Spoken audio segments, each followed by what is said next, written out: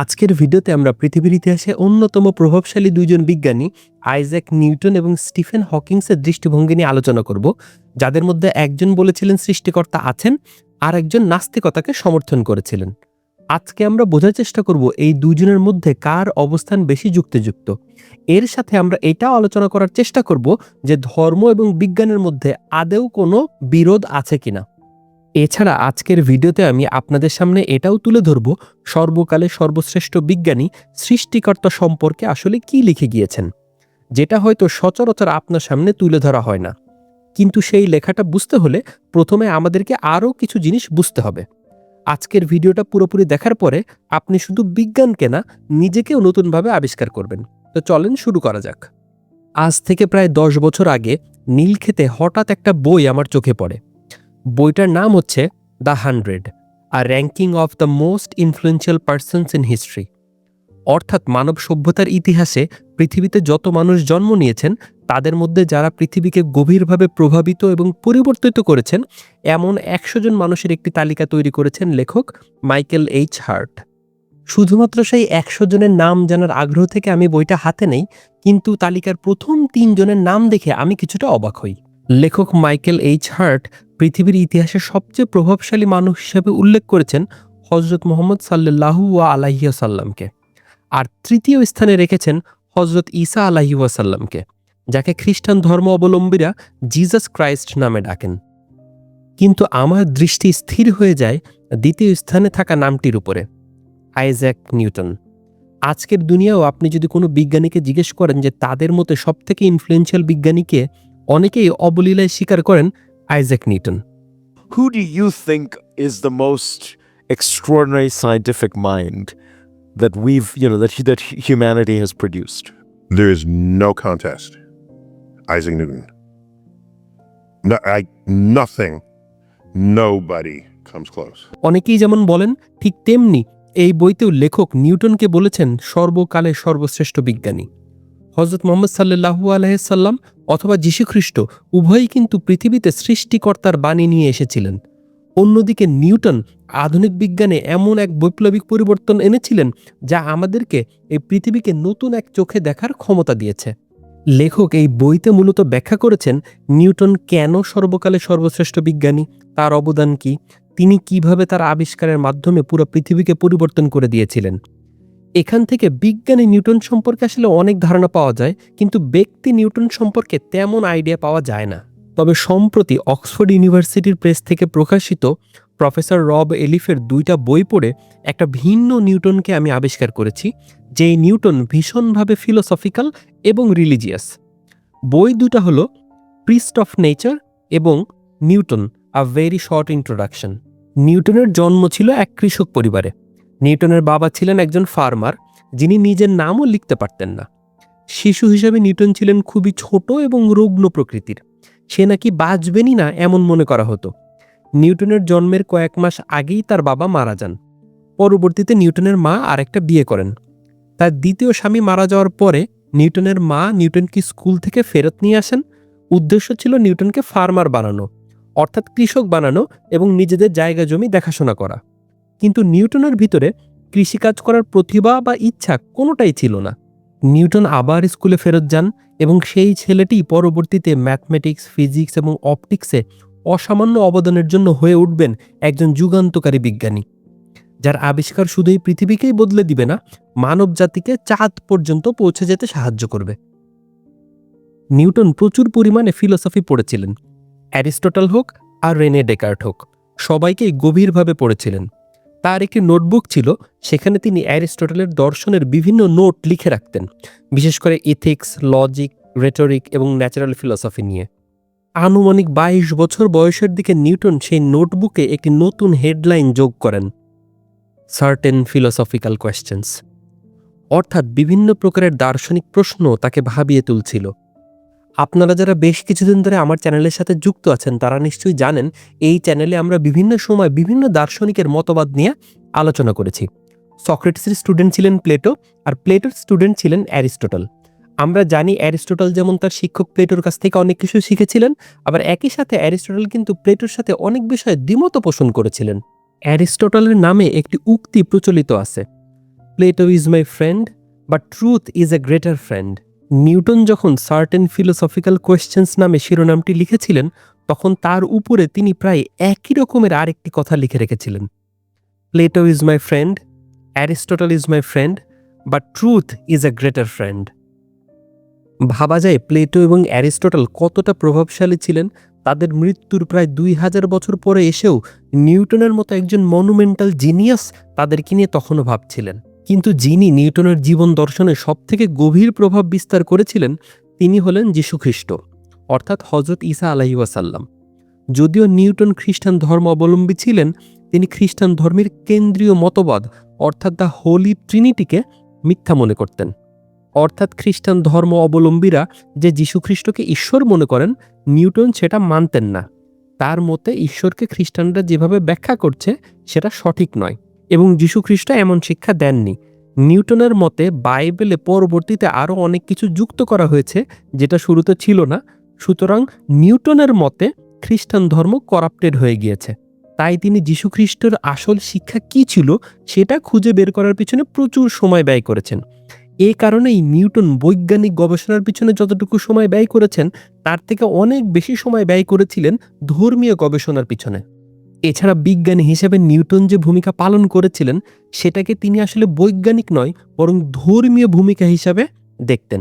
তার বিশ্বাস ছিল সৃষ্টিকর্তা এই মহাবিশ্বে এক ডিভাইন অর্ডার এবং ডিজাইন স্থাপন করেছেন, আর বিজ্ঞানী হিসাবে তিনি ইউনিভার্সের সেই অর্ডার এবং ডিজাইনটা কি সেটাই খুঁজে বের করার চেষ্টা করছেন। নিউটন বিশ্বাস করতেন সৃষ্টিকর্তা তাকে সত্য জানার ও বোঝার এক বিশেষ ক্ষমতা দিয়েছেন এবং সেই কারণেই তিনি নিজেকে খুব স্পেশাল একজন মনে করতেন এবং নিজের প্রতি তার সে প্রচণ্ড আত্মবিশ্বাসী পরবর্তীতে তাকে সব অভূতপূর্ব সাফল্য এনে দেয়। নিউটন প্রকাশ করেন বিজ্ঞানের ইতিহাসে এক যুগান্তকারী বই, the mathematical principles of natural philosophy. একে সংক্ষেপে বলা হয় প্রিন্সিপিয়া ম্যাথমেটিকা বা শুধু Principia. By the way, natural philosophy মানে হচ্ছে সায়েন্স। নিউটনের এই আবিষ্কারকে ক্লাসিক্যাল ফিজিক্সের ম্যাথমেটিক্যাল ফাউন্ডেশন বলা যেতে পারে। এখান থেকেই আমরা পাই ল অফ মোশন এবং ল অফ ইউনিভার্সাল গ্র্যাভিটেশন। আপনার আমার পক্ষে আসলে এখানে বসে এটা অনুধাবন করা খুবই কষ্টসাধ্য যে এটা কি বিশাল লেভেলের একটা অ্যাচিভমেন্ট। অনেকের মতে ইউনিভার্সের মাস্টার কি আবিষ্কার করে ফেলেছিলেন নিউটন। এই ইউনিভার্স সম্পর্কে আমাদের আন্ডারস্ট্যান্ডিংয়ে একটা বৈপ্লবিক পরিবর্তন আসে। গত ভিডিওতে আমরা আলোচনা করেছি রেনেসন্স পিরিয়ড থেকে শুরু করে 20 শতাব্দী পর্যন্ত ইউরোপে খ্রিস্টান ধর্ম একের পর এক নানান ধরনের চ্যালেঞ্জের মুখে পড়ে। Renaissance humanism, Protestant reformation, secularisation, scientific revolution, industrial revolution এবং ইউরোপিয়ান এনলাইটমেন্ট পিরিয়ডের দর্শন, এই সবই খ্রিস্টান ধর্মের জন্য নতুন নতুন চ্যালেঞ্জের সৃষ্টি করে।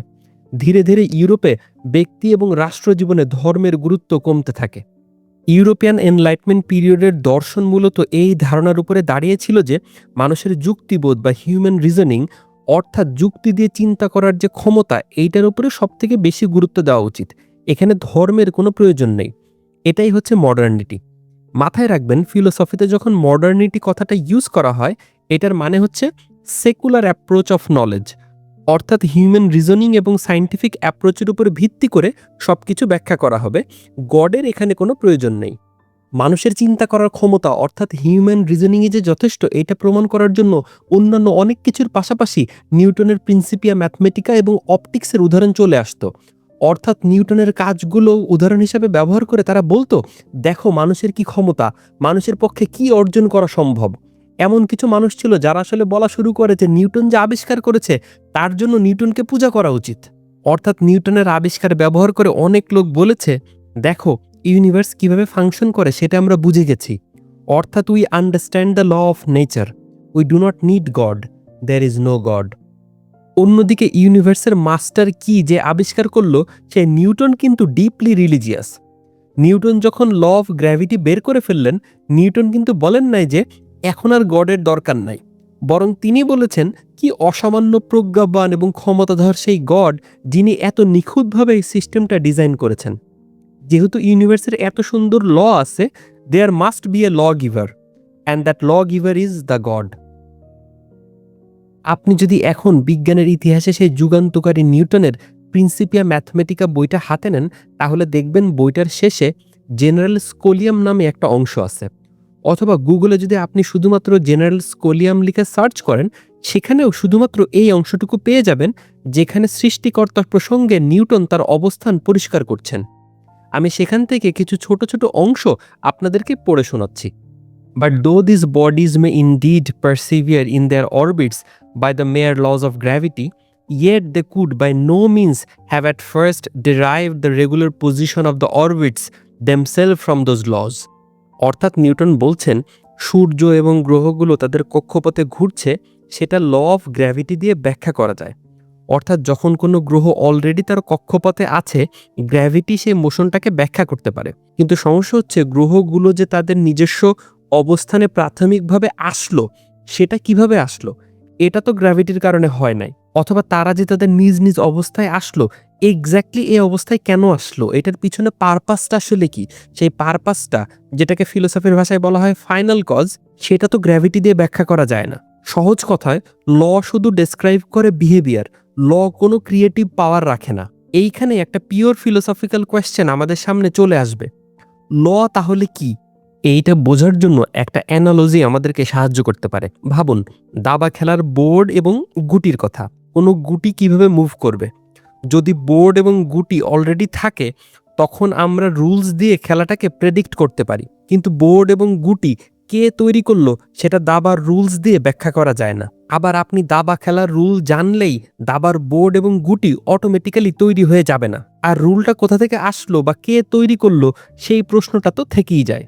একইভাবে ফিজিক্সের ল ইউনিভার্সের বিহেভিয়ার ডিসক্রাইব করে যে এই ইউনিভার্স আসলে কিভাবে কাজ করছে। ল নাথিং থেকে কোনো কিছু সৃষ্টি করতে পারে না, লর কোনো ক্রিয়েটিভ পাওয়ার নেই। সুতরাং law is the description of the behaviour, not the cause of the behaviour. সুতরাং আমরা বুঝলাম লর কোনো কিছু সৃষ্টি করার ক্ষমতা নেই, বরং এই ইউনিভার্সে যা কিছু হচ্ছে ল সেটা ডেসক্রাইব করে, একটা রেগুলারিটি আমাদের সামনে তুলে ধরে। কোনো কিছু এমনি এমনি সৃষ্টি হয়ে যায় না। সেই বিখ্যাত ল্যাটিন ফ্রেজটা আপনাদের মনে আছে তো, এক্স নিহিলো নিহিল ফিট, যার মানে হচ্ছে নাথিং কামস ফ্রম নাথিং। তাহলে সব কিছু আলটিমেটলি কে সৃষ্টি করেছে? The answer is god created everything through his will and পাওয়ার। অর্থাৎ সবকিছু এমনি এমনি হয়ে যায়নি, গডের ইচ্ছা এবং ক্ষমতার বলে হয়েছে। এই কথাটা মনে রাখবেন, the will and the power of God. আর একটা ইম্পর্টেন্ট ফিলোসফিক্যাল কথা আমাদের মাথায় ঢুকে ফেলতে হবে, সেটা হচ্ছে ল কোনো কিছু সৃষ্টি করতে পারে না। তো চলেন দেখি নিউটন কি লিখছেন। This most beautiful system of the sun, planets and the comets could only proceed from the counsel and the dominion of an intelligent and powerful being. অর্থাৎ নিউটন বলছেন এই যে সূর্য এবং গ্রহ সমূহের যে সুন্দর সোলার সিস্টেম, এটা শুধুমাত্র একটা প্রজ্ঞাময় এবং ক্ষমতাশালী অস্তিত্বের কাছ থেকে আসা সম্ভব। বুঝতেই পারছেন নিউটন এখানে সৃষ্টিকর্তার অস্তিত্ব স্বীকার করছেন, এবং সৃষ্টিকর্তার অস্তিত্ব স্বীকার করার মাধ্যমে উনি ব্যক্তিগতভাবে এথিজম বা নাস্তিকতাকে রিজেক্ট করছেন। একটু খেয়াল করেন, এইখানে কিন্তু নিউটন শুধুমাত্র সূর্য এবং গ্রহ নক্ষত্রের কথা বলছেন না, উনি পুরা সিস্টেমটার কথা বলছেন। অর্থাৎ যে ল বা সিস্টেম দ্বারা সবকিছু পরিচালিত হচ্ছে সেটাও গড ক্রিয়েট করেছেন। অর্থাৎ গড যেহেতু ল এর সৃষ্টিকর্তা, উনি ল এর বাধ্যগত না। গড চাইলে মিরাকেল বা অলৌকিক কোনো ঘটনা ঘটাতে পারেন। নিউটনের গড সম্পর্কিত মতামতকে প্রফেসর রব এলিফ তার বইতে এইভাবে উপস্থাপন করেছেন। His God was a very real being who created the universe by an act of will, was intimately connected to it at all times and occasionally intervened to alter human history and cosmos at large. অর্থাৎ নিউটনের মতে god তার ইচ্ছায় মহাবিশ্ব সৃষ্টি করেছেন, সৃষ্টি করে যে আমাদেরকে ছেড়ে দিয়েছেন এমন না। গড এই ইউনিভার্সের সাথে সর্বদা কানেক্টেড এবং তিনি চাইলে ইন্টারভিন করতে পারেন। অর্থাৎ আমরা যে ন্যাচারাল ল দেখি সবকিছু যে এই অনুযায়ী পরিচালিত হতে হবে এমন না, গড মাঝে মধ্যে এমন কিছু করেছেন যা মানব জাতি এবং মহাবিশ্বের ইতিহাস বদলে দিয়েছে। অর্থাৎ নিউটনের মতে god has the power to change anything any time if he wants. আচ্ছা চলেন আমরা আবার সেই নিউটনের লেখা জেনারেল স্কোলিয়ামে ফেরত আসি, দেখি ওখানে নিউটন কি লিখছেন। This being governs all things, not as the soul of the world, but as Lord over all. দেখেন অনেকেই বলেন সৃষ্টিকর্তা হচ্ছে এই ইউনিভার্সের আত্মা, সবকিছুর ভিতরে তিনি মিশে আছেন। এই মহাবিশ্ব হচ্ছে ঈশ্বর বা প্রকৃতিই হচ্ছে ঈশ্বর। নিউটন এখানে বলছেন না, এই টাইপের কোনো কিছু বলা যাবে না। ইউনিভার্স হচ্ছে গড, এই ধারণাটাকে বলা হয় প্যানথিইজম। সুতরাং নিউটন সেই প্যানথিইজমকেও রিজেক্ট করছেন। নিউটন কন্টিনিউ করছেন, and on account of his dominion he is wont to be called Lord God pantokrator or universal ruler. আচ্ছা, এখানে একটা শব্দ ব্যবহার করা হয়েছে ওন্ট। এইটা দেখে বিভ্রান্ত হবেন না। আমরা নর্মালি যখন ওন্ট ওয়ার্ডটা ব্যবহার করি সেখানে একটা অ্যাপোস্ট্রোফি এস থাকে, যার অর্থ হচ্ছে উইল নট। এখানে যে ওয়ার্ডটা ব্যবহার করা হয়েছে এখানে কিন্তু কোনো অ্যাপোস্ট্রোফি এস নেই।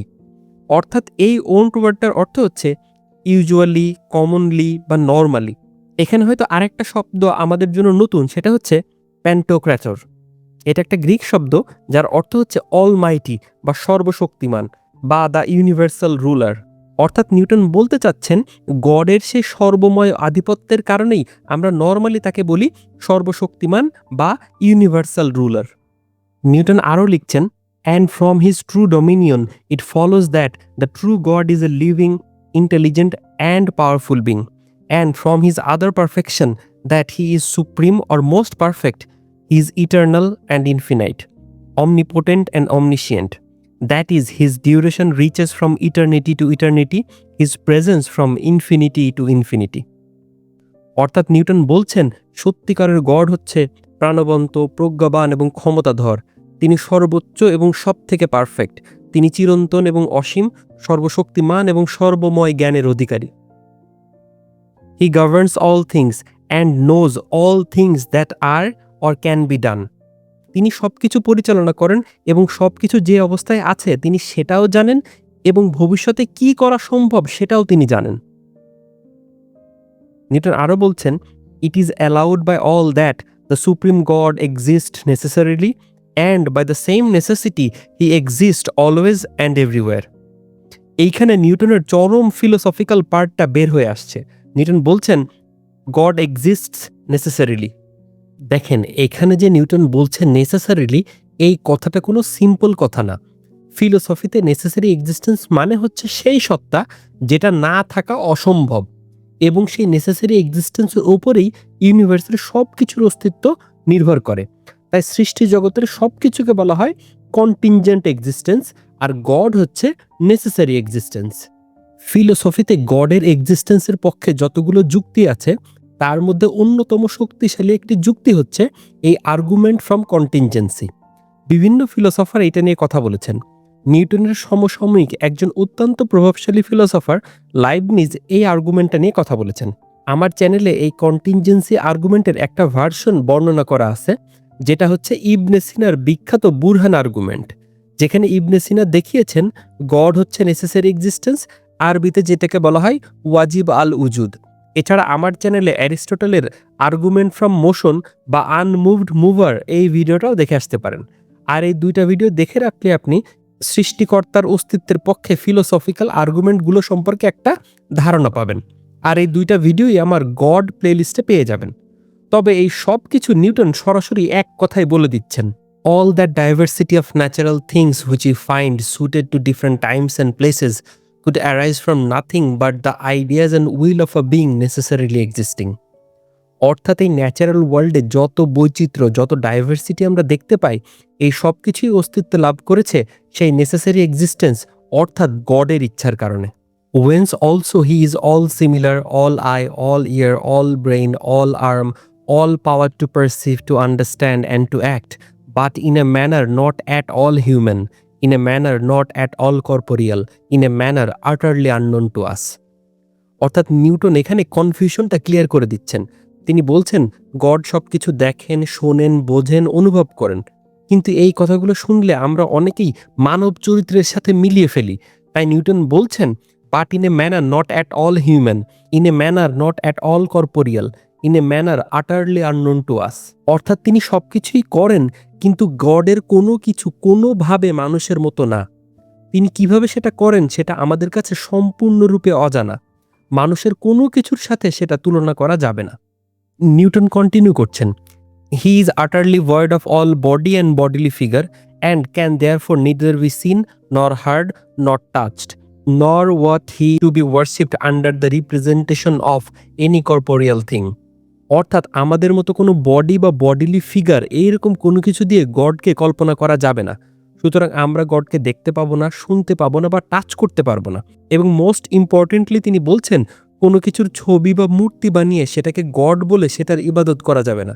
সুতরাং ইবাদত করার জন্য কোনো প্রতীক, প্রতিমা বা মূর্তির মাধ্যমে গডকে ফুটিয়ে তোলার চেষ্টা করা যাবে না। একটু আগেই আমি বলছিলাম না যে নিউটন সায়েন্টিস্ট হিসেবে যে দায়িত্ব পালন করেছিলেন, তিনি সেটাকে আসলে বৈজ্ঞানিক দায়িত্ব মনে করতেন না, তিনি সেটাকে একটা ধর্মীয় দায়িত্ব মনে করতেন।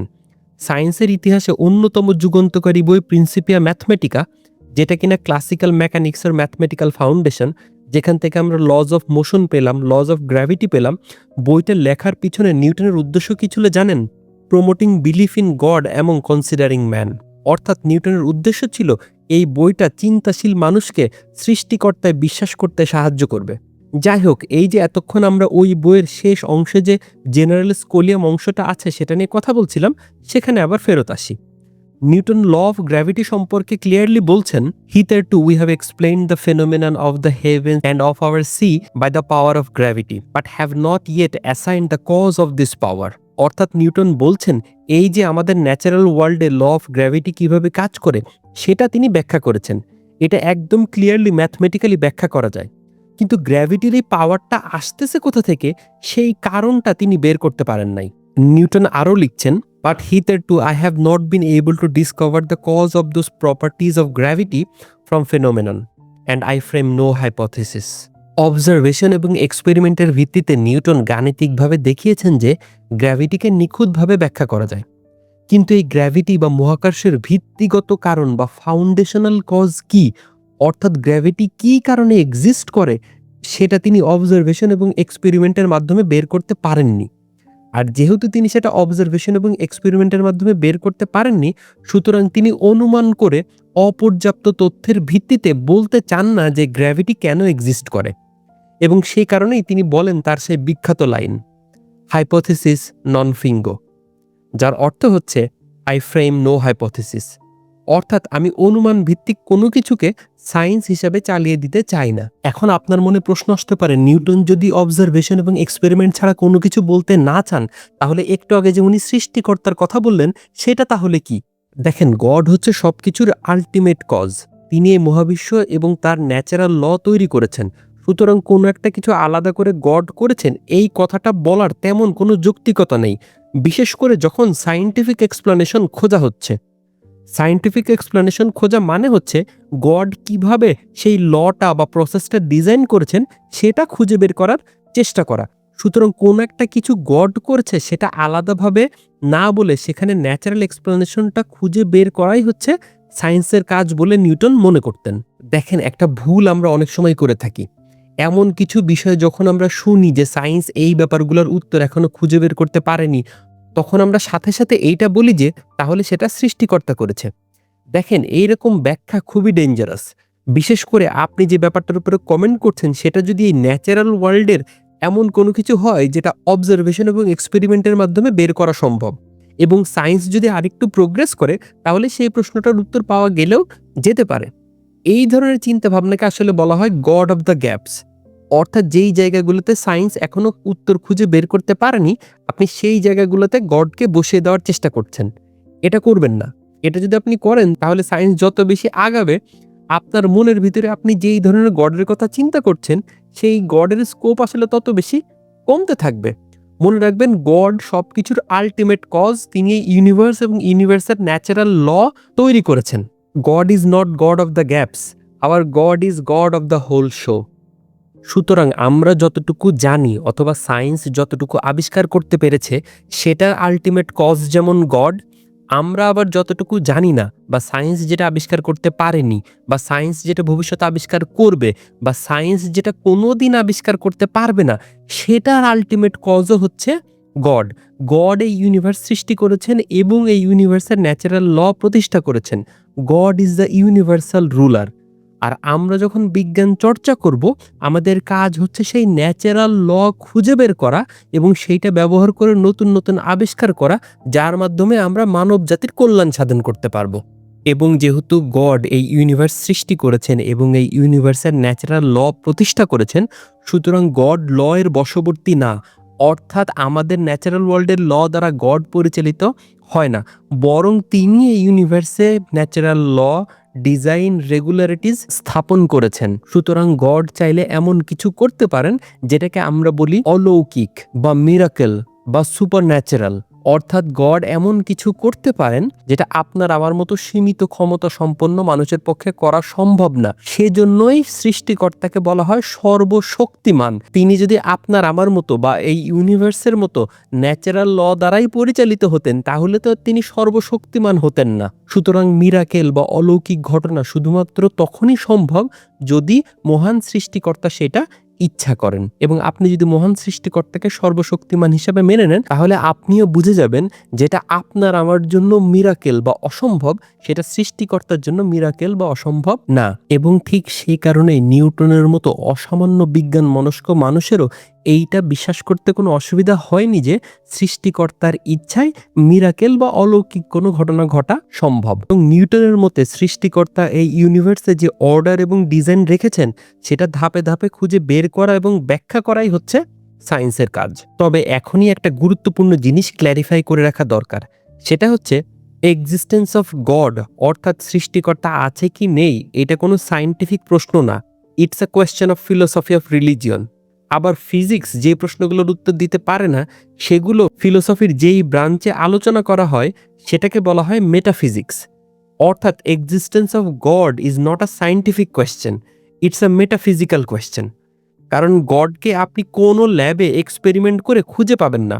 অর্থাৎ গড সায়েন্সের আওতার বাইরে। সায়েন্সের স্কোপ হচ্ছে আমাদের ন্যাচারাল ওয়ার্ল্ড, আর গডের এক্সিস্টেন্স বোঝার জন্য আপনাকে পড়তে হবে ধর্মগ্রন্থ, ফিলোসফি অফ রিলিজিয়ন এবং মেটাফিজিক্স। কিন্তু এখন আপনি বলতে পারেন, ভাই ধর্মগ্রন্থে তো এমন অনেক কিছু আছে যেটা সায়েন্স এখন এসে প্রমাণ পাচ্ছে, তাহলে কি সায়েন্সের মাধ্যমে সৃষ্টিকর্তার প্রমাণ হয় না? এত বছর পূর্বে যখন কোনো মডার্ন সায়েন্স ছিল না, সৃষ্টিকর্তা ছাড়া কি অন্য কারো পক্ষে এই সকল কথা বলা সম্ভব ছিল?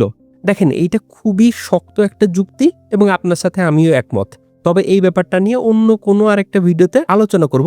আজকের ভিডিওতে কিন্তু আমি ওইটা নিয়ে কথা বলছি না। আজকের ভিডিওতে আমি কথা বলছি সায়েন্টিফিক এক্সপেরিমেন্ট এবং অবজারভেশন নিয়ে। অর্থাৎ আপনি কোনো সায়েন্টিফিক ল্যাবে এক্সপেরিমেন্ট করে অথবা টেলিস্কোপের মাধ্যমে গডের দেখা পাবেন না, কারণ গড হচ্ছে সায়েন্সের আওতার বাইরে। খুব ক্লিয়ারলি আমাদেরকে মাথায় রাখতে হবে যে সায়েন্সের কাজ হচ্ছে এই ন্যাচারাল অবজারভেবল ইউনিভার্স নিয়ে, এবং এই ন্যাচারাল অবজারভেবল ইউনিভার্সে আমরা সৃষ্টিকর্তার মহিমার নিদর্শন পাবো, কিন্তু টেলিস্কোপ দিয়ে সৃষ্টিকর্তাকে দেখতে পারবো না। আমরা অনেকে অনেক সময় মনে করি পৃথিবীর সকল জ্ঞান মনে হয় বিজ্ঞান থেকে আসে। এই চিন্তাটা একেবারেই ভুল। আমাদের মনে রাখতে হবে বিজ্ঞান অবশ্যই জ্ঞানের অন্যতম একটি উৎস, কিন্তু একমাত্র উৎস না। একটু পরেই আমরা আলোচনা করব কোন কোন প্রশ্নের উত্তর সায়েন্স দিতে পারে না, কোন কোন প্রশ্নের উত্তর সায়েন্স কোনোদিনই দিতে পারবে না, যেগুলো সায়েন্সের বাউন্ডারির একদম বাইরে। একটু পরে সেগুলো নিয়ে বিস্তারিত আলোচনা করব। তাই নিউটন যখন সৃষ্টিকর্তা সম্পর্কে বলছেন, তিনি তার গভীর ফিলোসফিক্যাল জ্ঞান থেকে বলছেন। নিউটন বলেছেন god is the necessary existence. সুতরাং বুঝতেই পারছেন নিউটন তার সায়েন্টিফিক ব্যাখ্যাকে সায়েন্সের জায়গায় রেখেই বলতে চাচ্ছেন গ্র্যাভিটির অস্তিত্ব কি কারণে আছে। উনি এইটার কোনো হাইপোথিসিস বা অনুমান নির্ভর ব্যাখ্যা দিতে চান না, কারণ পরবর্তীতে সায়েন্স যখন আরেকটু আগাবে তখন এইটার কোনো একটা ন্যাচারাল এক্সপ্লেনেশন পাওয়া গেলেও যেতে পারে। সুতরাং নিউটন খুবই কেয়ারফুল তিনি যেন গড অব দ্য গ্যাপসের মতো কিছু বলে না ফেলেন। আগের ব্যাখ্যাগুলোতে তো আমরা দেখেছি নিউটনের কাছে গড মানে হচ্ছে দ্য ইউনিভার্সাল রুলার, অর্থাৎ সৃষ্টিকর্তা সবকিছু সৃষ্টি করেছেন, সংরক্ষণ করছেন এবং পরিচালনা করছেন। সেই আলটিমেট কজ বা গড সায়েন্সের বাউন্ডারির বাইরে। তাই সায়েন্টিফিক এক্সপেরিমেন্ট করা মানে হচ্ছে সৃষ্টিকর্তা সেই দুনিয়াকে বোঝার চেষ্টা করা। সেজন্যই প্রফেসর রব এলিফ নিউটনকে নিয়ে যে বইটা লিখেছেন সেটার নাম দিয়েছেন দ্য প্রিস্ট অফ নেচার। আবারও বলছি, সায়েন্স জ্ঞানের একটি উৎস, একমাত্র উৎস না। সুতরাং আমরা দেখলাম নিউটনের যেখান থেকে যেই জ্ঞান নেওয়া প্রয়োজন তিনি সেখান থেকে সেই জ্ঞান নিয়েছেন। সেটা কখনো সায়েন্স, কখনো ফিলসফি, কখনো রিলিজিয়ন। বিজ্ঞান প্রতিনিয়ত এগিয়ে যাচ্ছে, সামনে আরো অনেক বেশি এগিয়ে যাবে। নিউটনের সময় আমরা এমন অনেক কিছুই জানতাম না যেটা আমরা এখন জানি।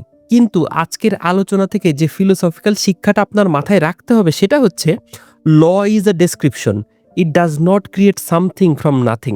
ল ইটসেলফ হ্যাজ নো পাওয়ার। সুতরাং সায়েন্স যতই এগিয়ে যাক এইটা ফিলোসফিক্যালি সত্যি থেকে যাবে। তাই কেউ যখন আপনাকে কোনো একটা প্রসেস বা কোনো একটা ল ব্যাখ্যা করে বলবে যে এই দেখো, we know the law, we know the process, we don't need God, তখন আপনি জানেন তাকে কি প্রশ্ন করতে হবে। তাকে আপনি যে প্রশ্নটা করবেন সেটা হচ্ছে, এই লটা কোথা থেকে আসলো, যে জিনিসগুলোর উপরে এই লটা অ্যাপ্লাই হচ্ছে সেই জিনিসগুলো কোথা থেকে আসলো, সেই জিনিসগুলো যেখান থেকে আসলো সেগুলো কোথা থেকে আসলো, তাহলে সব কিছুর আলটিমেট কজ কি। আর নেক্সট আরেকটা কনসেপ্ট যেটা আমরা একটু আগে আলোচনা করেছি সেটাও কিন্তু আমাদের মাথায় রাখতে হবে। সেই ফিলোসফিক্যাল কনসেপ্টটা হচ্ছে ex nihilo nihil fit, nothing comes from nothing. তাহলে সবকিছু আলটিমেটলি কোথা থেকে আসলো? অ্যান্সারটা হচ্ছে God created everything with his will and power. আমাদের সমাজে এমন কিছু মানুষ আছেন যারা বলার চেষ্টা করেন কোনো বিজ্ঞান মনস্ক মানুষ আসলে সৃষ্টিকর্তায় বিশ্বাস করতে পারে না। আমি সেই জন্য নিউটনকে দিয়ে একটা এক্সাম্পল দিলাম।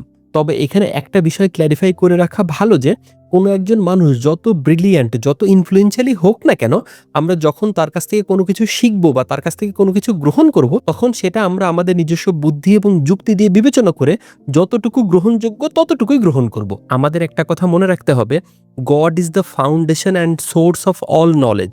সুতরাং নলেজ যে দেশ, জাতি, ধর্ম, বর্ণ বা জীবন দর্শনের মানুষের কাছ থেকে আসুক না কেন, আপনি এবং আমি সেটা গ্রহণ করব। আপনি ওই মানুষটার শুধুমাত্র গ্রহণযোগ্য জ্ঞানটুকুই নিচ্ছেন, ওই মানুষটাকে পূজা করছেন না। তাই এই ভিডিওতে আমি আজ এমন অনেক মানুষকে নিয়ে কথা বলবো যাদের অনেকের জীবন দর্শন আর আমার জীবন দর্শন এক না, তাদের সাথে অনেক অনেক বিষয়ে আমার দ্বিমত আছে, কিন্তু যতটুকু গ্রহণযোগ্য সেটা আমরা গ্রহণ করব আমাদের বিচার বুদ্ধি ব্যবহার করে, অন্ধভাবে না। এখন আমরা প্রবেশ করব ভিডিওর দ্বিতীয় অংশে, যেখানে আমাদের সাথে যোগ দিবেন আমাদের সময়ের সম্ভবত সব থেকে প্রভাবশালী বিজ্ঞানী স্টিফেন হকিং, যিনি নাস্তিকতাকে সমর্থন করেছিলেন।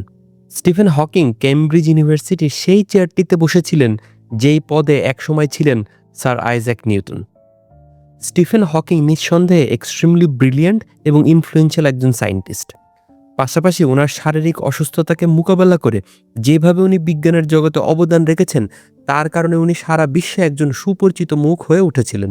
এত বড় মাপের একজন বিজ্ঞানী যখন বলেন universe can create itself from nothing বা দেয়ার ইজ নো গড, সেটা আপনার আমার মতো সাধারণ মানুষের ভিতরে কী ধরনের প্রভাব ফেলে সেটা বলার অপেক্ষা রাখে না।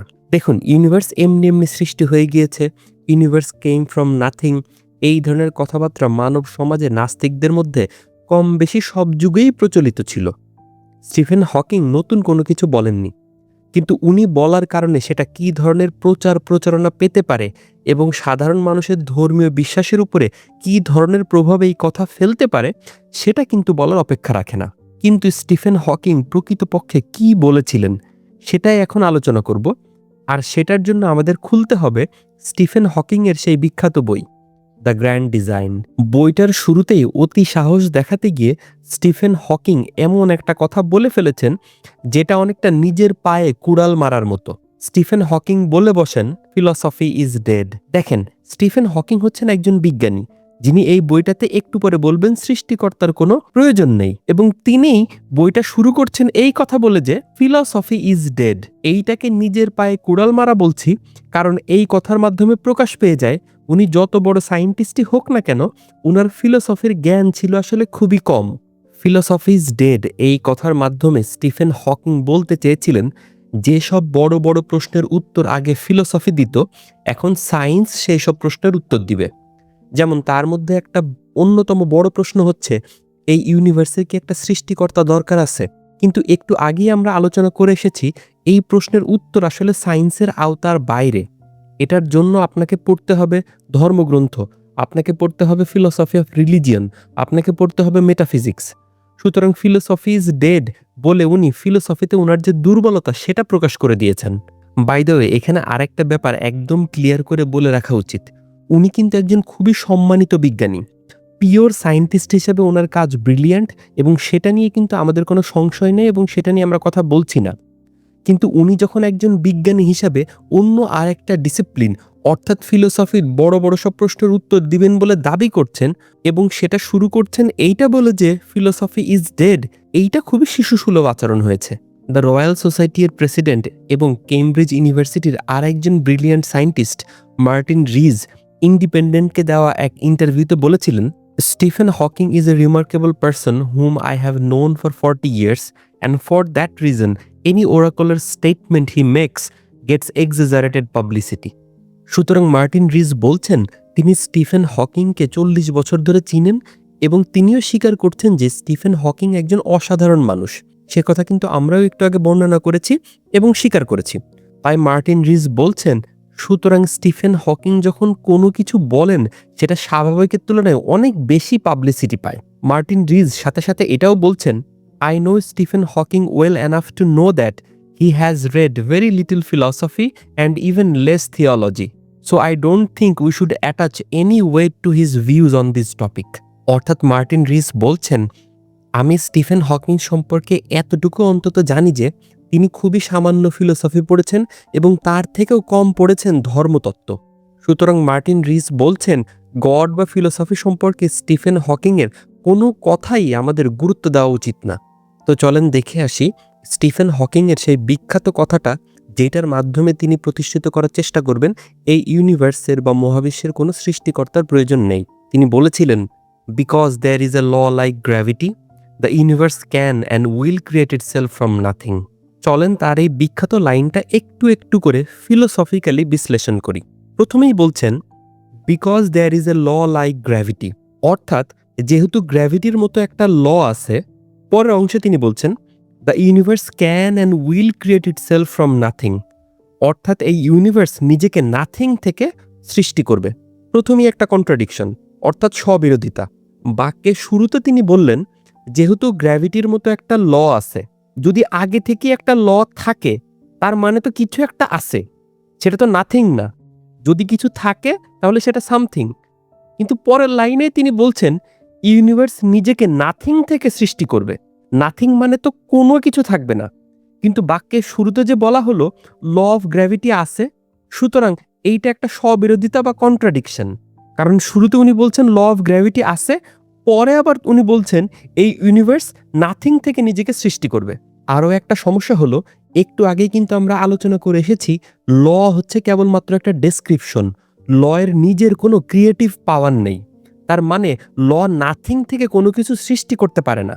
আবার আরেকভাবে যদি প্রশ্ন করতে চাই, উনি শুরুতেই ধরে নিচ্ছেন because there is a law like gravity.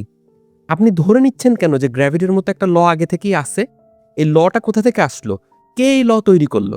আর একটু অন্যভাবে যদি প্রশ্ন করা হয় যে উনি শুরুই করছেন এইটা বলে যে যেহেতু ল অফ গ্র্যাভিটি আছে, কিন্তু যদি আর অন্য কোনো কিছু না থাকে তাহলে ল অফ গ্র্যাভিটি থাকবে কিভাবে? কারণ ল অফ গ্র্যাভিটি তো কোনো একটা না কোনো একটা কিছুর ল। তো যদি কোনো কিছু না থাকে তাহলে ল অফ গ্র্যাভিটি আসলে কিসের ল? কিসের ওপরে কাজ করছিল সেই ল? তার পরের অংশে উনি বলছেন the universe can and will create itself from nothing. Nothing ব্যাপারটাতে আরেকটু পরে আসছি, প্রথম অংশটাই একটু ফোকাস করি। The universe can and will create itself, অর্থাৎ বলা হচ্ছে এই ইউনিভার্স নিজেই নিজেকে সৃষ্টি করতে পারে এবং নিজেই নিজেকে সৃষ্টি করবে। This is a very big contradiction, অর্থাৎ আরেকটা স্পষ্ট স্ববিরোধিতা। দেখেন, আমি যদি বলি এ বিকে সৃষ্টি করেছে, তার মানে হচ্ছে এ যদি বিকে সৃষ্টি করতে চায় তাহলে এর তো আগে থেকে অস্তিত্ব থাকতে হবে। যার নিজেরই অস্তিত্ব নেই সে তো অন্য কোনো কিছু সৃষ্টি করতে পারে না। কিন্তু এখন যদি আমি আপনাকে বলি এ একে সৃষ্টি করবে, এই কথাটা সম্পূর্ণ অযৌক্তিক। কারণ এর যদি অস্তিত্বই না থাকে সে তো আর কোনো কিছু সৃষ্টি করতে পারবে না। সামথিং উইল ক্রিয়েট ইটসেলফ, এই কথা বলার মানে হচ্ছে অনেকটা এইরকম যে কোনো একজন মা নিজেই নিজেকে জন্ম দিচ্ছেন। এখন the universe will create itself, এই কথা বলা মানে হচ্ছে this universe will create this universe. তার মানে ইউনিভার্সের আগে কোনো অস্তিত্ব ছিল না। যদি আগে কোনো অস্তিত্ব নাই থাকে তাহলে সে নিজেকে কিভাবে সৃষ্টি করবে? তাহলে আমাদের মনে রাখতে হবে নাথিং ক্যান ক্রিয়েট ইটসেলফ। যাই হোক, এখন এই লাইনের শেষ শব্দটা ব্যাখ্যা করি।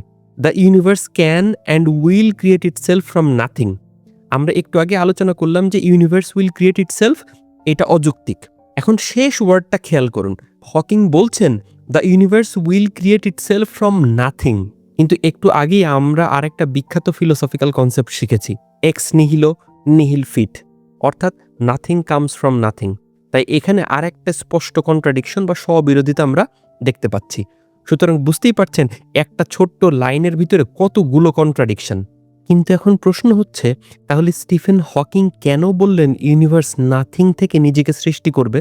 মূলত তিনি তার বই দ্য গ্র্যান্ড ডিজাইনে নাথিং বলতে যা বোঝাতে চেয়েছেন সেটা আসলে নাথিং নয়। তিনি সেটা নাম দিয়েছেন নাথিং। তিনি নাথিং বলতে বোঝাতে চেয়েছেন একটা কোয়ান্টাম স্টেট, যেখানে ল অফ ফিজিক্স কাজ করছে এবং যেখানে পোটেনশিয়াল আছে। এই অবস্থাকে তিনি নাম দিয়েছেন নাথিং। অর্থাৎ হকিং যেটাকে নাথিং বলেছেন সেটা আসলে একটা ফিজিক্যাল ফ্রেমওয়ার্ক। বুঝতেই পারছেন, সেটা নাথিং নয়, সেটা অবশ্যই সামথিং। আপনি যদি নিজে নিজে একটু রিসার্চ করতে চান, তাহলে আপনি যে প্রশ্নটার উত্তর খুঁজে বের করার চেষ্টা করবেন সেটা হচ্ছে, স্টিফেন হকিং যেটাকে নাথিং বলেছেন সেটা কি আসলেই অ্যাবসলিউটলি নাথিং নাকি সামথিং? এবং সেটা যদি আসলেই সামথিং হয়, তাহলে সেই সামথিংটা কোথা থেকে আসলো? তিনি সমস্যাটাকে সমাধান করার বদলে বরং সমস্যাটাকেই পাশ কাটিয়ে গিয়েছেন। He was trying to answer the question by avoiding the question. হকিংয়ের প্রপোজ করা সায়েন্টিফিক মডেলটা অবশ্যই শিক্ষণীয়। আপনি চাইলে তার বইতে আলোচনা করা নো বাউন্ডারি মডেলটা পড়তে পারেন, অনেক কিছু শিখতে পারবেন। তার সায়েন্স নিয়ে কিন্তু আমরা কোনো কথা বলছি না, আমরা শুধু এইটা বলছি যে ইউনিভার্স যে অ্যাবসলিউটলি নাথিং থেকে এসেছে সেটা তিনি প্রমাণ করেননি। দেখেন, আমরা যারা সৃষ্টিকর্তায় বিশ্বাস করি, আমরা কি বিশ্বাস করি? আমরা বিশ্বাস করি সবকিছুর আলটিমেট কজ হচ্ছে সৃষ্টিকর্তা। অর্থাৎ সবকিছু আলটিমেটলি কার কাছ থেকে এসেছে? সৃষ্টিকর্তার কাছ থেকে এসেছে। অর্থাৎ time, space, mass, matter, energy, physical framework, law of nature, law of physics, এই সব কিছুই কিন্তু আলটিমেটলি সৃষ্টিকর্তা সৃষ্টি করেছেন এবং তিনি সবকিছুর ঊর্ধ্বে। দেখেন, একজন বিশ্বাসী মানুষের কাছে কিন্তু অ্যাবসোলুট নাথিং বলে আসলে কোনো কিছু নেই। কারণ যখন কোনো কিছু ছিল না, তখনও কিন্তু সৃষ্টিকর্তা ছিলেন এবং তিনি সবকিছু সৃষ্টি করেছেন। এবং সবকিছু সৃষ্টি করার জন্য তার কিন্তু কোনো কিছুর সাহায্য নেওয়ার প্রয়োজন হয়নি। হি created everything through his will and পাওয়ার। এবং সে কারণেই তিনি সর্বশক্তিমান। এবং সায়েন্সের কাজ হচ্ছে এই সৃষ্টি জগৎ নিয়ে। অর্থাৎ যখন সৃষ্টি হয়ে গিয়েছে সেখান থেকে সায়েন্সের কাজ শুরু। তাই আমরা যদি আমাদের যে অবজারভেবল ইউনিভার্স আছে তার একদম ইনিশিয়াল কন্ডিশনের দিকে চলে যায়, অর্থাৎ একদম বিগ ব্যাং এর শুরুর দিকে চলে যায়, তাহলে দেখব আমাদের ইউনিভার্স একসময় অতি ক্ষুদ্র ছিল, একটা প্রোটনের থেকেও ছোট ছিল, কিন্তু সেটাও নাথিং না। সেই ক্ষুদ্র অবস্থা থেকে ইউনিভার্স সম্প্রসারিত হয়েছে, আজকের অবস্থায় এসেছে। কোনো একজন নাস্তিক যখন বলতে চান যে নাথিং থেকে ইউনিভার্স সৃষ্টি হয়েছে, তিনি আসলে বলতে চান যে কোনো কারণ ছাড়াই ইউনিভার্স এমনি এমনি সৃষ্টি হয়ে গিয়েছে।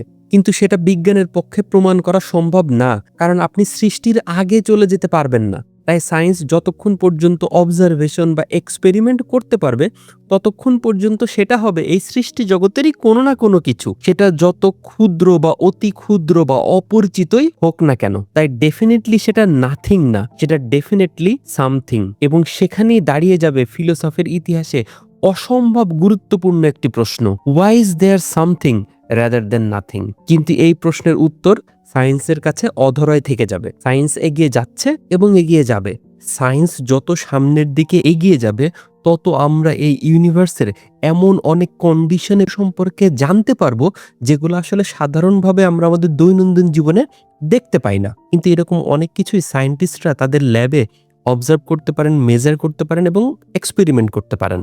এখন আমাদেরকে খুব ঠান্ডা মাথায় যে প্রশ্নটার উত্তর খুঁজে বের করার চেষ্টা করতে হবে সেটা হচ্ছে, যতক্ষণ পর্যন্ত সায়েন্টিস্টরা তাদের ল্যাবে কোনো একটা অবস্থাকে অবজার্ভ করতে পারবেন, মেজার করতে পারবেন এবং এক্সপেরিমেন্ট করতে পারবেন, সেখান থেকে কনক্লুশন ড্র করতে পারবেন, প্রেডিক্ট করতে পারবেন, সেই অবস্থাটা আমাদের দৈনন্দিন জীবনে আমরা যা কিছু দেখি বা যেসব অবস্থার সম্মুখীন হই তা থেকে যতটাই আলাদা হোক না কেন, আপনি কি সেটাকে নাথিং বলতে পারবেন?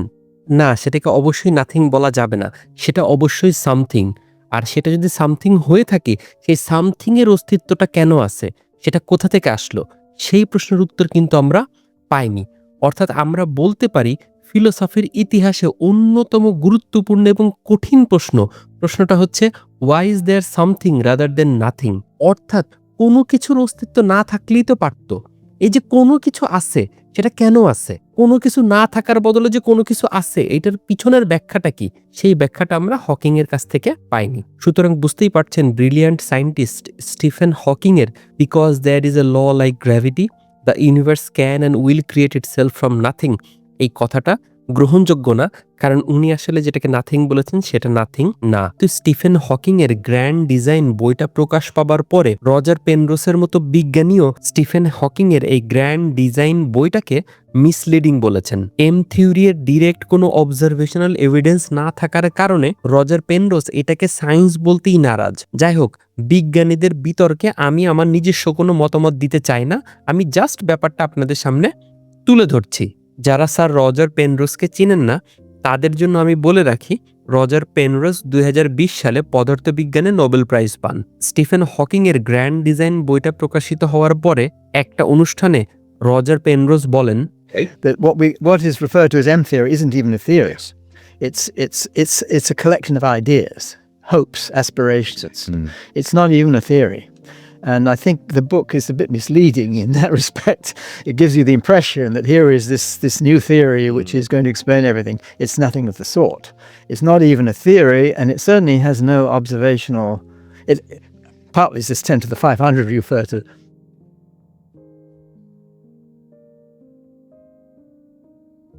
This is one of the interesting aspects of what he appears to be saying is that M theory shows that the universe can create itself, so to speak, out of nothing.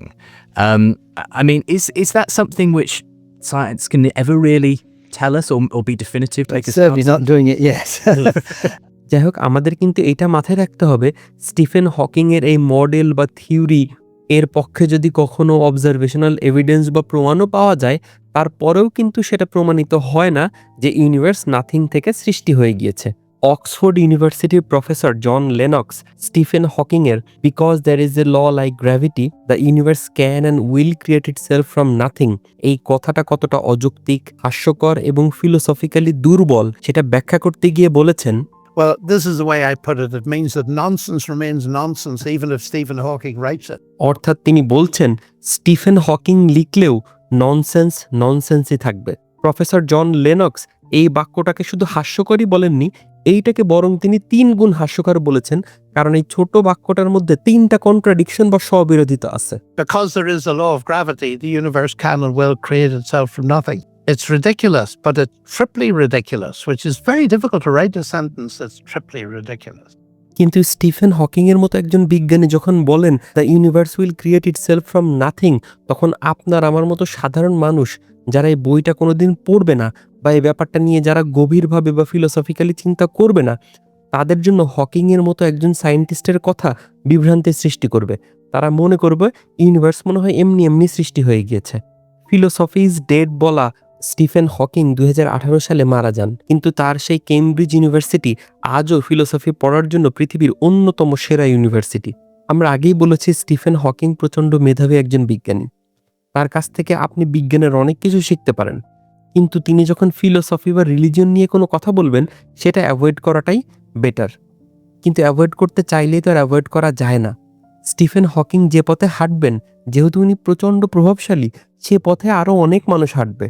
এমনই আরেকজনের নাম হচ্ছে বর্তমান বিশ্বের আরেকজন পরিচিত atheist professor Lawrence Krauss. Professor Lawrence Krauss একটি বই লিখেন এবং সেই বইটার নাম দেন আ ইউনিভার্স ফ্রম নাথিং। বুঝতেই পারছেন, একদম স্ট্রেট ফরওয়ার্ড। আপনার আমার মতো সাধারণ মানুষ বইয়ের নাম পড়লে মনে করবে যে এই ইউনিভার্স এমনি এমনি সৃষ্টি হয়ে গিয়েছে, ইউনিভার্স কেম ফ্রম নাথিং।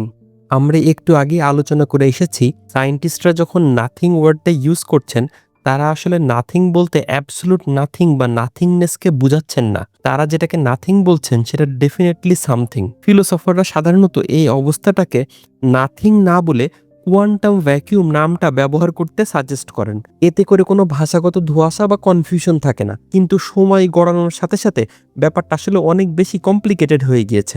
দেখেন, বিজ্ঞানের কাজ হচ্ছে ফিজিক্যাল জিনিস নিয়ে যেগুলো অবজার্ভ করা যায়, যেটার উপর এক্সপেরিমেন্ট করা যায় বা মেজার করা যায়। তাহলে আমরা যখন ইউনিভার্সের কোনো কিছু নিয়ে কথা বলি বা ইংরেজিতে যেটাকে বলে সামথিং, সে সামথিং তো ফিজিক্যাল, আর নাথিং হচ্ছে যখন কোনো কিছুই থাকবে না, অ্যাবসলুটলি নাথিং। কিন্তু প্রফেসর লরেন্স ক্রাউস তার বইতে বলার চেষ্টা করছেন সামথিং যদি ফিজিক্যাল হয় তাহলে নাথিংও ফিজিক্যাল হবে। তার মানে বুঝতেই পারছেন, নাথিং বলতে আমরা যা বুঝি উনি সেই সংজ্ঞাটা পরিবর্তন করে দিয়ে নিজের মতো করে ব্যবহার করে বলার চেষ্টা করছেন এই ইউনিভার্স কেম ফ্রম নাথিং। এটা বোঝার একটা ইজি ওয়ে হচ্ছে, আমরা ছোটবেলায় একটা জোক শুনতাম না nobody is perfect, I am nobody, so I am perfect. বুঝতেই পারছেন নোবডি মানে হচ্ছে কেউ না, অর্থাৎ কেউই পারফেক্ট না। আপনি যেটা করলেন, আপনি নোবডির জায়গায় আপনাকে বসিয়ে দিলেন, কিন্তু আপনি তো আসলে নোবডি না, কিন্তু আপনি নোবডিকে রিডিফাইন করে সেইখানে আপনাকে বসিয়ে দিয়ে বলে দিলেন আই অ্যাম পারফেক্ট। অর্থাৎ আপনি যেহেতু প্রমাণ করতে পারবেন না যে আপনি পারফেক্ট, সুতরাং আপনি যেটা করলেন, আপনি নোবডির ডেফিনেশনটা চেঞ্জ করে আপনাকে সেখানে বসিয়ে দিলেন। একইভাবে প্রফেসর লরেন্স ক্রাউস যেহেতু প্রমাণ করতে পারবেন না যে ইউনিভার্স নাথিং থেকে এসেছে, সুতরাং উনি যেটা করলেন, উনি নাথিং এর ডেফিনেশনটা চেঞ্জ করে দিলেন। He is redefining nothing. চলুন দেখি উনি ওনার বইতে কি লিখছেন। For surely nothing is every bit as physical as something, specially if it is to be defined as the absence of something. অর্থাৎ উনি বলতে চাচ্ছেন সামথিং যদি ফিজিক্যাল হয় তাহলে নাথিংও ফিজিক্যাল। আমি অক্সফোর্ড ইউনিভার্সিটির দুইজন প্রফেসরের ভিতরে একটা ডিবেট দেখছিলাম। সেই দুইজনের একজন হচ্ছেন নাস্তিক আর একজন হচ্ছেন বিলিভার। পুরো ডিবেটটাতে তারা কোনো বিষয়ে একমত হননি, তারা শুধুমাত্র আমি আপনাদেরকে যে লাইনটা পড়ে শোনালাম সেই লাইনটার ব্যাপারে একমত হয়েছেন, আর তাদের মত হচ্ছে এই লাইনটা হচ্ছে একটা nonsense. Lawrence Krauss, on about page 5 of his book, A Universe from Nothing, says this: because something is physical, nothing must be physical, even if especially if you define it as the absence of something. Well, that's sheer nonsense. Yeah, I think that's nonsense. Oh, that's great. We've got some agreement. Oh, that's very good. Professor Lawrence Krauss তার আ universe from nothing বইতে লিখেছেন, বিভিন্ন public ফোরামে যখন তিনি কথা বলতে যান, সেখানে রিলিজিয়াস স্কলার এবং ফিলোসফাররা তাকে বলেছেন তিনি আসলে সায়েন্টিস্ট হিসেবে নাথিং কি এই কথাটার মানে আসলে তিনি বুঝেন না। বাট আমরা আসলে ভালোভাবেই জানি প্রফেসর লরেন্স ক্রাউস নাথিং কি সেটা খুব ভালোভাবেই জানেন, কিন্তু উনি আসলে বুঝতে চান না। কারণ নাথিং মানে অ্যাবসোলুট নাথিংনেস বা অ্যাবসোলুট নন বিং, সেটা যদি উনি মেনে নেন তাহলে তো উনি এই টাইটেল দিয়ে বইটা লিখতে পারবেন না। যেমন উনি উনার বইয়ের 9 নম্বর চ্যাপ্টারের নাম দিয়েছেন নাথিং ইজ সামথিং।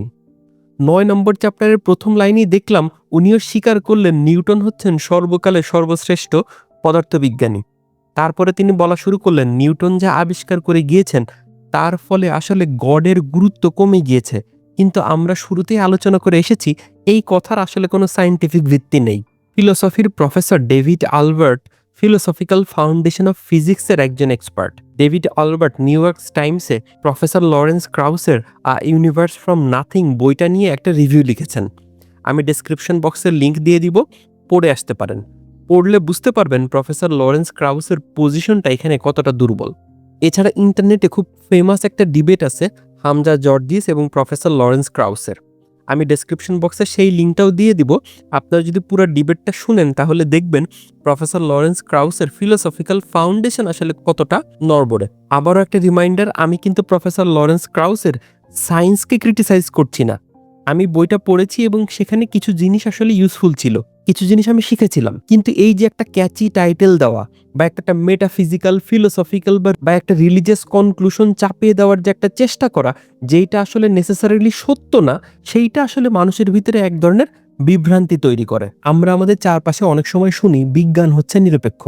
সত্যি, সায়েন্টিফিক মেথড এবং অবজারভেশন নিরপেক্ষই হবার কথা, কিন্তু আমাদেরকে মনে রাখতে হবে সায়েন্টিফিক অবজারভেশন এবং এক্সপেরিমেন্ট থেকে পাওয়া রেজাল্ট মানুষ যতভাবে এক্সপ্লেইন বা ব্যাখ্যা করার চেষ্টা করে সেটা সবসময় নিরপেক্ষ না। এতক্ষণে নিশ্চয়ই আপনার বুঝে যাওয়ার কথা যে সায়েন্সের সাথে নাস্তিকতার কোনো সম্পর্ক নেই। তবে আমাদের বর্তমান দুনিয়ায় বিজ্ঞান মানলে সৃষ্টিকর্তায় বিশ্বাস করা যাবে না, এইরকম একটা ন্যারেটিভ তৈরি করার চেষ্টা আছে। কিন্তু আমাদেরকে যে ব্যাপারটা মাথায় রাখতে হবে সেটা হচ্ছে একজন বিজ্ঞানী যা বলেন সকল ক্ষেত্রেই কিন্তু সেটা সায়েন্স না। এই পার্থক্যটা আমাদেরকে কিন্তু খুব ভালোভাবে বুঝতে হবে। এছাড়াও আমাদের পৃথিবীতে বর্তমানে আর এক ধরনের সমস্যা দেখা যাচ্ছে। অনেকে দাবি করেন বিজ্ঞান হচ্ছে জ্ঞানের একমাত্র উৎস, বিজ্ঞানের প্রমাণ হচ্ছে একমাত্র প্রমাণ, যেই কথা বা যেই জ্ঞান বিজ্ঞান থেকে আসে না তারা সেটা গ্রহণ করবে না। এই কথা আসলে বলে গিয়েছিলেন বার্ট্রান্ড রাসেল। তিনি বলেছিলেন whatever knowledge is attainable must be attained by scientific methods and what science can not discover mankind cannot know. অর্থাৎ রাসেল বলতে চাচ্ছেন সায়েন্স যেই জ্ঞান আবিষ্কার করতে পারবে না সেটা মানব জাতি জানতে পারবে না। কথা শুনতে খুব সুন্দর কথা মনে হচ্ছে, কিন্তু সমস্যা হচ্ছে উনি একটা ভজঘট পাকিয়ে ফেলেছেন। এই ধরনের আর্গুমেন্টকে বলা হয় সেলফ ডিফিটিং আর্গুমেন্ট। অর্থাৎ আপনি যেটা বলছেন সেটা যদি সত্যি হয়, তাহলে আপনি যেটা বলছেন সেটা মিথ্যা। এই কথার মানে কি?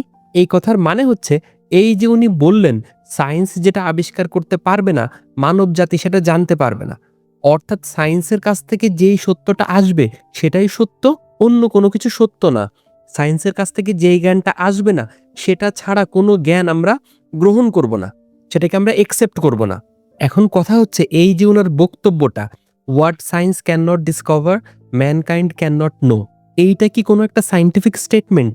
এই স্টেটমেন্ট কি সায়েন্স থেকে এসেছে? অর্থাৎ উনি যে বক্তব্যটা দিলেন সেটা কি কোনো একটা সায়েন্টিফিক ল্যাবে অবজারভেশন এবং এক্সপেরিমেন্টের মাধ্যমে আবিষ্কার করা হয়েছে? না, হয়নি।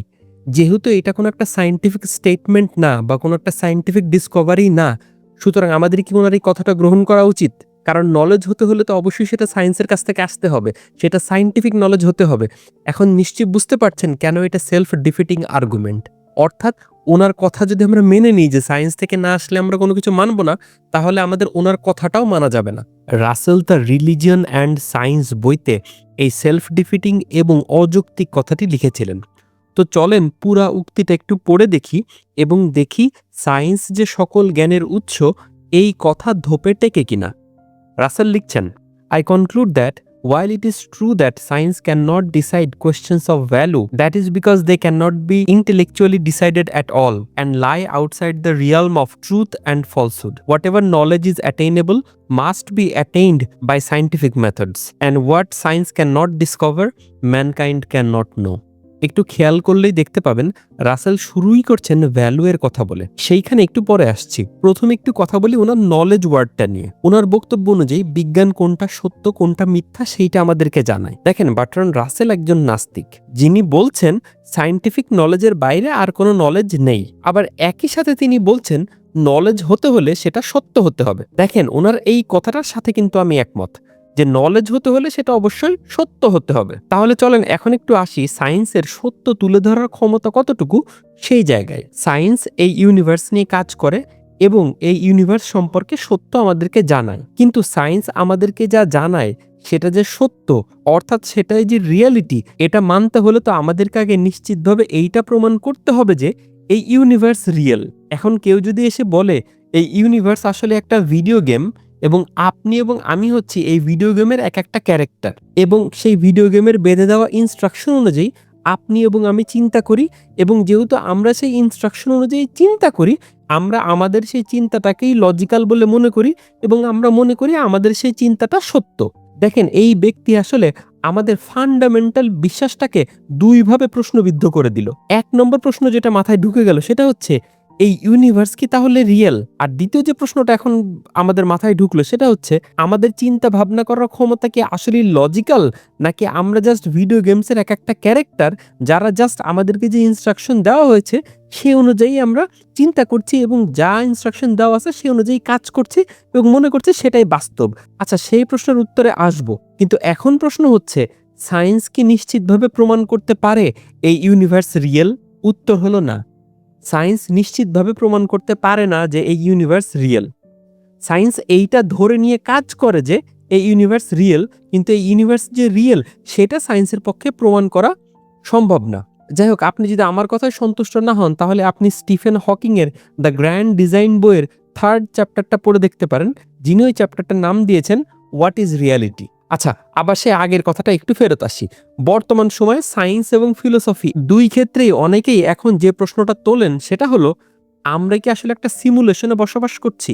খুব সহজভাবে বলতে গেলে সিমুলেশন মানে হচ্ছে ভিডিও গেমের মতো একটা অবস্থা যার মধ্যে আমরা সবাই এক একটা ক্যারেক্টার।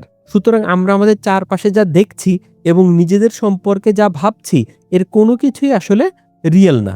দেখেন, এই ধরনের সন্দেহ মানুষের মধ্যে সবসময়ই ছিল, কিন্তু বর্তমান সময়ে এসে নিক বস্ট্রমের সিমুলেশন হাইপোথিসিস অনেক বেশি পরিচিত। এমনকি বর্তমান সময়ের অন্যতম প্রভাবশালী ব্যক্তি এলন মাস্কও মনে করেন আমরা হয়তো একটা সিমুলেশনে বসবাস করছি, বা আমাদের সিমুলেশনে বসবাস করার সম্ভাবনা আসলে অনেক বেশি। অর্থাৎ আমরা যেটাকে বাস্তবতা মনে করছি সেটা আসলে বাস্তব নাও হতে পারে। এই সিমুলেশন হাইপোথিসিস নিয়ে কোনো একদিন হয়তো আরেকটা বিস্তারিত আলোচনা করব, কিন্তু মূল কথাটা হলো আমাদের এই ইউনিভার্স সত্য কিনা বা আমরা কোনো সিমুলেশনে আছি কিনা এর কোনো কিছুই বিজ্ঞান প্রমাণ করতে পারবে না। এখন মজার ব্যাপার হলো বার্ট্রান্ড রাসেলের মতে সায়েন্টিফিক প্রমাণ ছাড়া তো কোনো কিছু বিশ্বাস করা যায় না। What science can not discover mankind cannot no. তার মানে তার কথা মেনে নিলে তো এইটাও নিশ্চিতভাবে বলা যাচ্ছে না যে এই ইউনিভার্স রিয়েল। তাহলে প্রশ্ন আসে, যেহেতু সায়েন্স এই ইউনিভার্স রিয়েল কিনা সেটা প্রমাণ করতে পারে না, তাহলে এই ইউনিভার্সের ভিতরে যা কিছু আবিষ্কার হচ্ছে, যা কিছুকে আমরা সত্যি বলে মানছি, সেটা কি রিয়েল? সেটাকে রিয়েল হিসেবে মেনে নেওয়ার কি কোনো বৈজ্ঞানিক ভিত্তি আছে?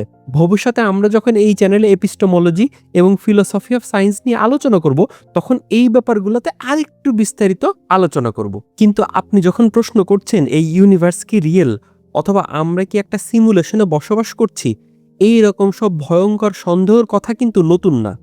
যার ফিলোসফির মাধ্যমে এইটা ব্যাপকভাবে পরিচিতি পায় তিনি হচ্ছেন ফ্রেঞ্চ ফিলসফার রেনে ডেকার্ট। তিনি ডিসিশন নিয়েছিলেন যে তিনি পৃথিবীর যা কিছুকে সন্দেহ করা যায় সব কিছুকে সন্দেহ করবেন। সন্দেহ করতে করতে শেষ পর্যন্ত তিনি নলেজের এমন এক ফাউন্ডেশন খুঁজে বের করবেন যেটাকে কোনোভাবেই আর সন্দেহ করা যায় না। তার বলা সেই কথাটাকেই অনেকে ফিলোসফির ইতিহাসে সবথেকে বিখ্যাত লাইন বলে মনে করেন।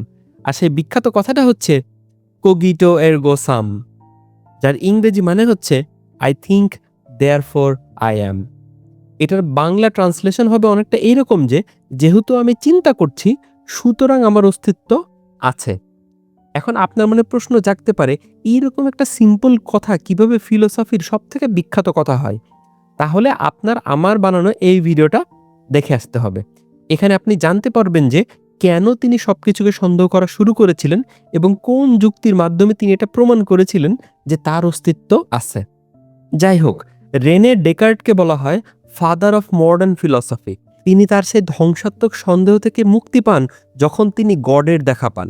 এবং সেই father of modern philosophy René ডেকার্টের মতে God is the foundation of all knowledge.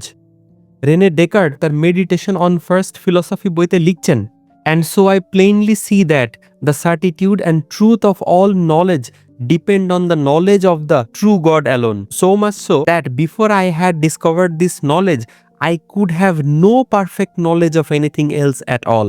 অর্থাৎ তিনি বলছেন, আমি স্পষ্টভাবে দেখতে পাচ্ছি যে সমস্ত জ্ঞানের নিশ্চয়তা এবং সত্যতা কেবল একমাত্র সত্য ঈশ্বরের জ্ঞানের উপরেই নির্ভরশীল, এবং সেটা এতটাই নির্ভরশীল যে এই জ্ঞান আবিষ্কার করার আগে আমি অন্য কোনো কিছুরই নিখুঁত জ্ঞান লাভ করতে পারবো না। অর্থাৎ রেনে ডেকার্ট বলছেন, আপনি যদি গডে বিশ্বাস না করেন তাহলে তো আপনি এই দুনিয়াতেও বিশ্বাস করতে পারবেন না, কারণ আপনার দুনিয়াতে বিশ্বাস করারও তার কোনো ফাউন্ডেশন নাই। সৃষ্টিকর্তাই হচ্ছে সকল সত্যের উৎস। আমি এই অংশটুকু অক্সফোর্ড ইউনিভার্সিটির প্রেস থেকে প্রকাশিত রেনে ডেকার্টের মেডিটেশন অন ফার্স্ট ফিলসফি বই থেকে আলোচনা করলাম। আপনার যদি রেনে ডেকার্টের চিন্তাভাবনা সম্পর্কে আরও বিস্তারিত জানার ইচ্ছা থাকে তাহলে আপনি এই বইটা পড়তে পারেন। দেখেন, এইটা কিন্তু খুব গভীরভাবে চিন্তা করার একটা বিষয়। মানুষ হিসেবে আমরা নিজেদেরকে যতটা পাওয়ারফুলি মনে করি না কেন, খুব বেসিক একটা জিনিস প্রমাণ করার ক্ষমতাও আমাদের নেই। আমরা যে মহাবিশ্বে বসবাস করছি সেটা সত্যি নাকি বা সেটা কি অন্য কারো বানানো একটা ভিডিও গেম, সেটাও সায়েন্টিফিক্যালি প্রমাণ করার কোনো ক্ষমতা আমাদের নেই। কারণ আমরা আমাদের সায়েন্টিফিক মেথড অ্যাপ্লাই করে যাই আবিষ্কার করব তা তো এই ইউনিভার্সের ভিতরে। আমাদের তো আর ইউনিভার্সের বাইরে গিয়ে বাইরে থেকে ইউনিভার্সকে দেখার ক্ষমতা নেই। আর এই অপারগতায় আমাদেরকে আসলে স্মরণ করিয়ে দেয় আমরা আসলে কতটা ক্ষুদ্র। সৃষ্টিকর্তা যেমন সৃষ্টি জগতের সকল কিছুর ঊর্ধ্বে থেকে সবকিছু পর্যবেক্ষণ করতে পারেন, সেই ক্ষমতা তো আমাদের নেই। আর সেই কারণেই আমরা লিমিটেড, আর সৃষ্টিকর্তা হচ্ছেন ইনফিনাইট, সর্বময় জ্ঞানের অধিকারী। যেহেতু সৃষ্টিকর্তার সবকিছু সম্পর্কে পূর্ণাঙ্গ নলেজ আছে, সুতরাং তার নলেজ পরিপূর্ণ, তার নলেজ অবজেক্টিভ। আপনার আমার নলেজ লিমিটেড, আমাদের সীমাবদ্ধ জ্ঞানের উপরে নির্ভরশীল, তাই আমাদের জ্ঞান সবসময় অসম্পূর্ণ। সেজন্যই সৃষ্টিকর্তা কালে কালে নবী রাসূল পাঠিয়ে আমাদেরকে এমন সব জ্ঞান দিয়েছেন যেগুলো মানব জাতি জানতো না। সেজন্যই হজরত ইমাম গাজ্জালি বলেছিলেন, আমাদের সুন্দরভাবে জীবনযাপন করার জন্য রিজন এবং রেভেলেশন দুইটাই দরকার। রিজন মানে হচ্ছে আমরা আমাদের যুক্তি এবং বুদ্ধি ব্যবহার করব, এবং রেভেলেশন মানে হচ্ছে আল্লাহর তরফ থেকে যে ওহী এসেছে সেই ওহীতেও আমরা বিশ্বাস করব। হজরত ইমাম গাজ্জালি ওহীকে তুলনা করেছেন সূর্যের আলোর সাথে, আর যুক্তি বা বুদ্ধিকে তুলনা করেছেন আমাদের চোখের দৃষ্টির সাথে। সুন্দরভাবে পথ চলার জন্য আমাদের দুইটাই দরকার। সুতরাং আমাদেরকে এটা মাথায় রাখতে হবে, আল্লাহ আমাদেরকে আমাদের যুক্তি এবং বুদ্ধি ব্যবহার করার ক্ষমতা দিয়েছেন। একই সাথে আমাদের এইটাও মাথায় রাখতে হবে যে আমাদের যুক্তি এবং বুদ্ধির একটা সীমাবদ্ধতা আছে। সুতরাং একজন বিশ্বাসী ব্যক্তি সৃষ্টিকর্তায় বিশ্বাস করবেন, তিনি সৃষ্টিকর্তার তৈরি এই মহাবিশ্ব যে সত্যি সেটা বিশ্বাস করবেন, নবী রাসূলের নিয়ে আসা ওহীতে বিশ্বাস করবেন এবং জ্ঞান চর্চার একটি অতি গুরুত্বপূর্ণ অংশ হিসাবে বিজ্ঞানের চর্চা করবেন। এবং সেই বিজ্ঞানের চর্চা করার সময় সেই বিশ্বাসী মানুষ এটাও বিশ্বাস করবেন যে আস্তে আস্তে এই জ্ঞান চর্চা তাকে সত্যের কাছাকাছি নিয়ে যাবে। আচ্ছা, যেহেতু আমরা বিজ্ঞান নিয়ে কথা বলছিলাম, আবার একটু আমরা স্টিফেন হকিং এর কথায় ফেরত আসি। মৃত্যুর আগ পর্যন্ত স্টিফেন হকিং তার অবস্থার পরিবর্তন করেননি। তিনি এইথিস্টই ছিলেন, অর্থাৎ নাস্তিক হিসাবেই তিনি মৃত্যুবরণ করেন। মৃত্যুর আগে তিনি তিনার শেষ বইতে লিখেছিলেন, I do not have any grudge against God. I do not want to give the impression that my work is about proving or disproving the existence of God. My work is about finding a rational framework to understand the universe around us. অর্থাৎ Stephen Hawking বলছেন, ঈশ্বরের প্রতি আমার কোনো রাগ নেই। আমি এই ধারণা দিয়ে যেতে চাই না যে আমার কাজের উদ্দেশ্য হলো ঈশ্বরের অস্তিত্ব প্রমাণ করা বা ঈশ্বর যে নেই সেটা প্রমাণ করা। এর কোনোটাই আমার কাজ না। আমার কাজ হলো আমাদের চারপাশের মহাবিশ্বকে বোঝার জন্য একটি যুক্তিসঙ্গত কাঠামো খুঁজে বের করা। কিন্তু মানুষ হিসাবে আমাদের যুক্তির সীমানা কতটুকু সেটা আশা করি আপনাদের বুঝতে আর বাকি নেই। যাই হোক, আমরা আবার একটু ফেরত আসি সেই বার্ট্রান্ড রাসেলের কথায়, যিনি কিনা বলছিলেন যে what science can not discover mankind cannot no. কিন্তু একটু আগে আমরা আলোচনা করে আসলাম যে এই ইউনিভার্স যে রিয়েল সেটা পর্যন্ত বিজ্ঞান প্রমাণ করতে পারে না। তাহলে রাসেলের কথা মেনে নিলে কি আমরা এটাও মেনে নিব যে এই ইউনিভার্স সত্যি না?